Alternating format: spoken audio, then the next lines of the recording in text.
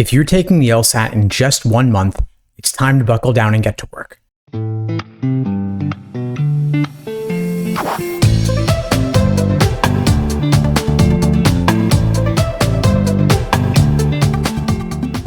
Hey, what's up everybody? Steve Schwartz here from LSAT Unplugged, joining you today to share your 1-month LSAT study plan. Before I get into it, a little bit about LSAT Unplugged. We offer live online classes via Zoom, on-demand video courses, small group coaching, and one-on-one coaching. Check out the links below this video to find out more and to book a call with me and my team. We'd love to help you out. So the reason I'm making this video is that I know a lot of you are taking the LSAT in just about 1 month, and you've been asking, how do I prep in this final month before the big day? Now, I don't recommend, of course, only studying for 1 month. I recommend at least 3 months and ideally longer to achieve your fullest potential on the LSAT. So hopefully you're not starting with the LSAT brand new at the beginning of this final month. Hopefully you've done some work already, and at this point you are ready to simply refine, rinse, and repeat. Take several full-length timed practice tests before the big day. I do recommend taking at least a minimum of 10 full-length exams before the big day, so that test day itself will feel like just another run-through.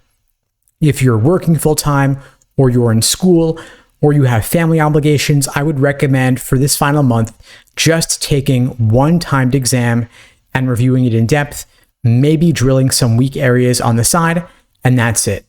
If you have the leisure to study for the LSAT with few other obligations, you might want to do 2 full-length timed tests per week, along with detailed review of those tests and drilling some weak areas on the side, and have that be it.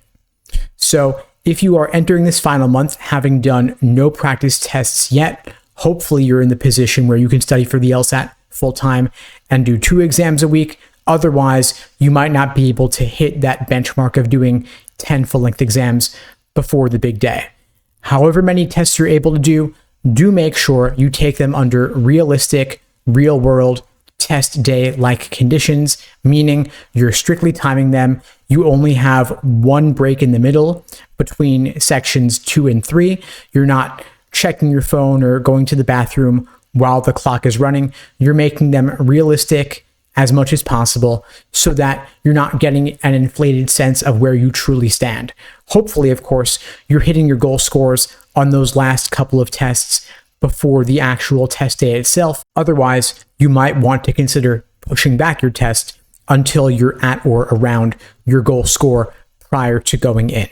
And of course, you do want all of your tests to be strictly timed so that your practice test scores are not inflated. Otherwise, you may be in for a rude awakening when you experience a test day drop where your actual test score is lower than your practiced test scores.